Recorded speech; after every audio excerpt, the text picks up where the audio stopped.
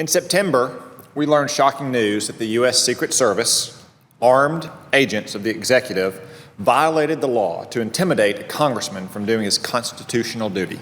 45 Secret Service employees accessed the personal records of Congressman Jason Chaffetz in violation of the Privacy Act.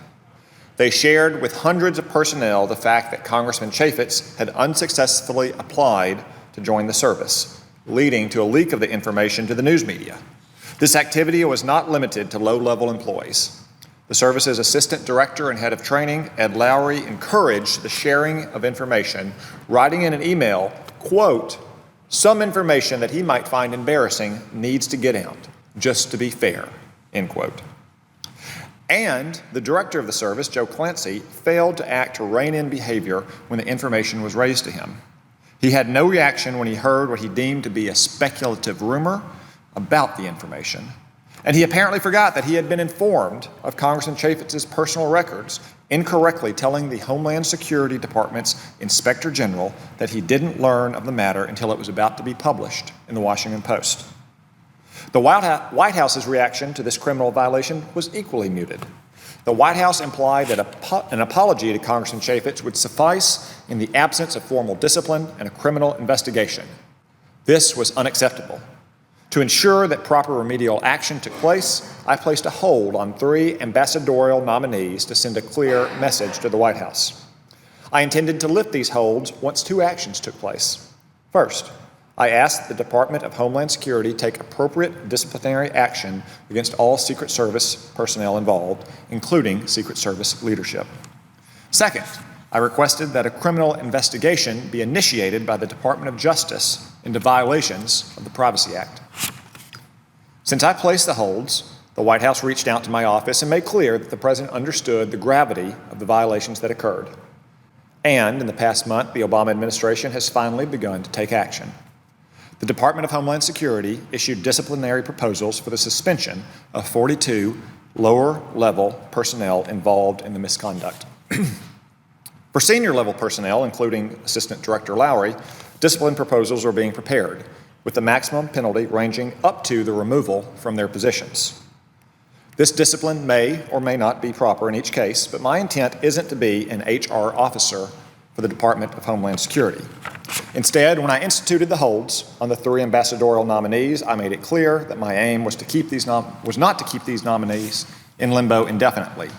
My sole aim was to force action from the Obama administration, which too often ignores the separation of powers and proper enforcement of our laws. Because the Obama administration has taken partial steps to hold those who violated the law to account, I will in turn honor my word and lift 2 of the 3 holds I have on ambassadorial nominations.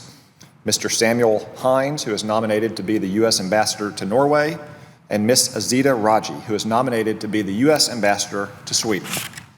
I believe both are qualified to represent our nation abroad, and we have significant interests in Scandinavia. My hope is that both nominees receive a vote and are confirmed here in the Senate sooner rather than later. I will retain, however, the hold on President Obama's ambassador to the Bahamas. This is because the Department of Justice has yet to initiate an investigation into the unauthorized access and dissemination of Congressman Chaffetz's personal records. The DHS Inspector General has testified to Congress that he believes that criminal violations of the Privacy Act occurred. Secret Service Director Clancy, in his own testimony to Congress, agreed with the Inspector General, acknowledging that the violations constituted, in his words, a criminal offense. With such agreement between the Department of Homeland Security IG and the Secret Service Director, I retain the hope and fully expect that a criminal investigation of these offenses by the Department of Justice will be forthcoming. That investigation and the discipline currently being meted out by the Department of Homeland Security are important to send the message that politically motivated crimes will not be tolerated. Consequences are needed to make clear that the separation of powers will be respected and that members of Congress acting on behalf of the people will not be intimidated.